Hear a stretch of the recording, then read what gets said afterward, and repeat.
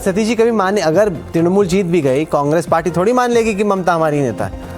हाँ, ये दोनों नहीं मानेंगी, है ना। कांग्रेस तो चाहेगी केजरीवाल हारे दिल्ली में तो कांग्रेस खुश, वहां पर एक तरह से देखा जाए ममता हारे तो कांग्रेस खुश, तो दोनों का मिलता है। बीजेपी बंगाल में तो कांग्रेस 3 में ना 13 में।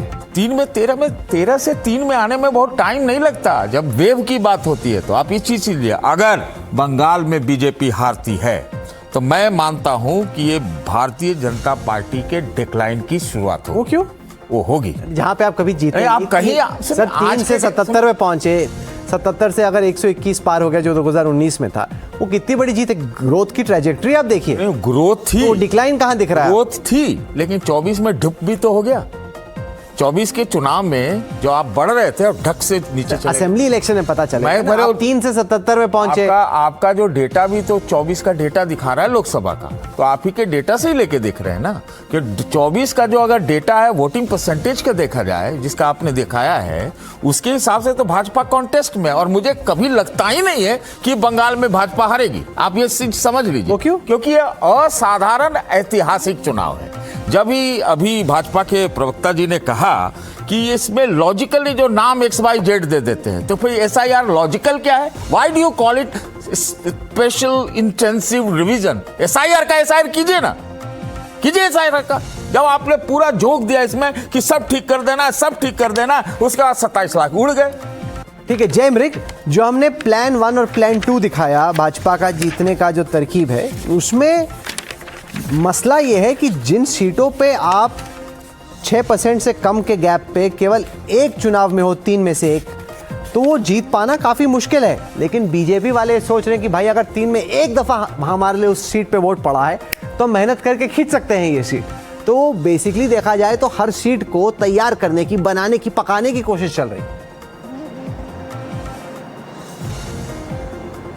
बिल्कुल, देखो ये मतलब बिल्कुल हमने एक साइंटिफिक ग्रेडेशन ऑफ सीट्स किया है कि starting with the seats you never one, उसमें most easy low hanging fruit कौन सा है, तो ये था कि ऑल 3 इलेक्शंस लेस देन 6%। फिर हम आते हैं 2 चुनाव, तो 16 सीटें और बढ़ती हैं। फिर हम आते हैं और ओनली 1 इलेक्शन, तो आपकी 40 सीटें कुछ और बढ़ जाती हैं, 38 ऑड सीट, तो उससे जाके आपका 192 का आंकड़ा बनता है। देखिए अगर इसमें हम हमने एक सर का पहले एक प्रोग्राम में एनालिसिस किया था कि अगर 70-30 स्ट्राइक रेट जो है, जो प्लॉजिबल लग रहा है, इंपैक्ट रेशो, मतलब सर के कटे हुए वोट में 70 तृणमूल के हो और 30 बीजेपी के सपोर्टर्स के हो। संजय कुमार जी ने भी 70-74 का रेशो काफी सोचने के बारे में बताया था उन्होंने। अगर हम बोले तो वैसे भी about 83 seats get in to play. हम ये नहीं कह रहे वो जीतेगी, but they get in to play. तो अगर वो 83 और 77 जोड़ते तो भी 160 होता है। तो चाहे हम सर के एंगल से देखें या सर को एक तरफ छोड़ दे, केवल परफॉर्मेंस इन 3 इलेक्शंस देखें, एक 160 टू 192 और 194 एक प्लॉजिबल टारगेट रेंज लगता है किसी भी बीजेपी स्ट्रैटेजिस्ट के लिए। तो मेरा अभी भी मानना है कि जो भी उनके एस रणनीतिकार होंगे इस जोन पे जरूर फोकस करेंगे। This must be their expectation zone also, 160 to 192। कोशिश तो वो करेंगे, लेकिन अजीत झा ये बात पश्चिम बंगाल के चुनाव की रही है 77 से कि एक तरफा होता है, लेकिन इसमें दूसरी थ्योरी है कि इस दफा दोनों पार्टियां जम के लड़ी हैं और एक तरफा चुनाव जैसा कि हाल के कुछ चुनाव रहे हैं। क्या आपको इस दफा लगता है कि हो सकता है, जो कि बीजेपी और तृणमूल दोनों एक्सपेक्ट कर रहे हैं, आपको लगता है कि ज्यादातर चांसेस इसके क्लोज फाइट होने के ज्यादा है? देखो, जब भी डोमिनेंट पार्टी हारती है बंगाल में चाहे देश में, तो एक क्रिटिकल इलेक्शन में ही हारती है। तो सवाल ये होता है कि 2026 क्या वो क्रिटिकल इलेक्शन है जैसे 2011 में सीपीएम हारी या 1977 में कांग्रेस हारी थी? तो मुझे लगता है कि SIR उसको एक फैक्टर है जो उसको क्रिटिकल इलेक्शन के तरफ मूव कर रहा है। दूसरा, ये जो भयानक प्रचंड बहुमत 93.16 लेटेस्ट जो परसेंटेज आया है उत्तर का, तो उससे लगता है कि बहुत जोर से मोबिलाइजेशन हुआ है SIR के अलावा।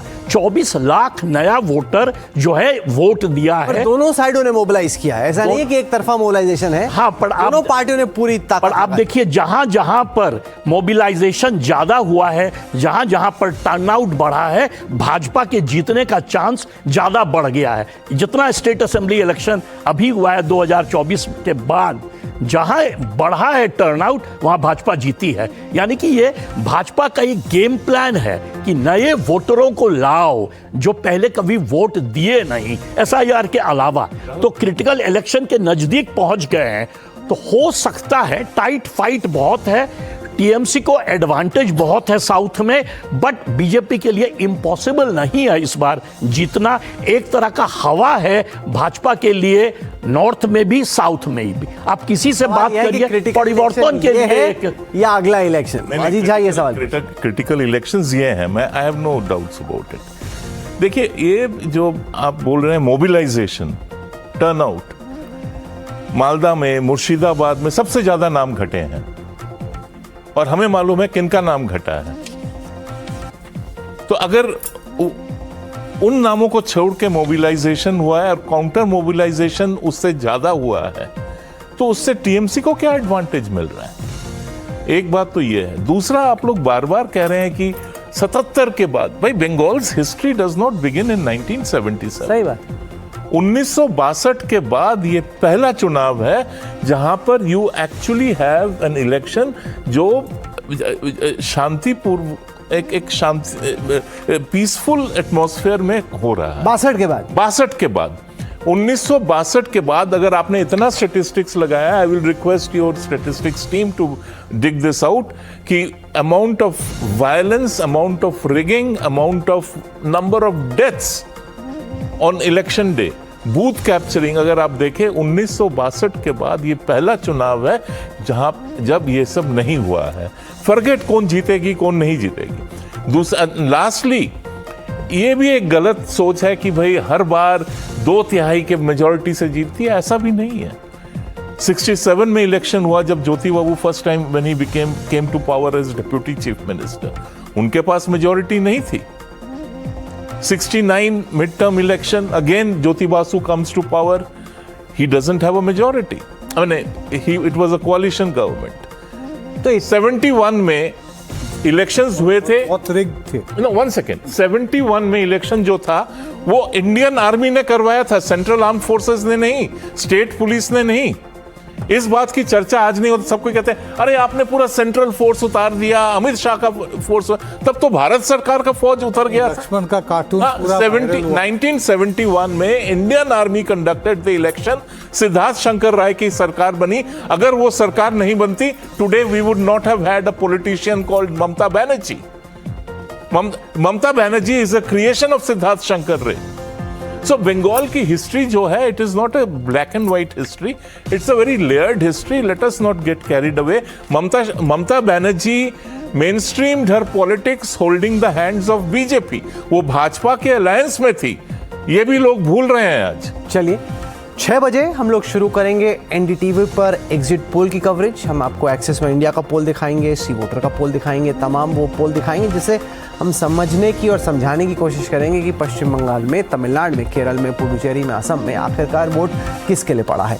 हमारा इलेक्शन गुरु एकदम तैयार है, एनडीटीवी डेटाफाई की टीम का इलेक्शन गुरु एकदम तैयार है। यहाँ पर आंकड़ों को बड़े ही सरल तरीके से हम आपको समझाने की कोशिश करेंगे ताकि आपको ये समझ में आए न केवल ये कि जीता कौन है, बल्कि ये भी कि जीता क्यों है।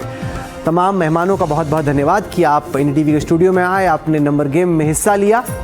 वक्त हो गया एक ब्रेक का, आप देखते रहिए एनडीटीवी इंडिया।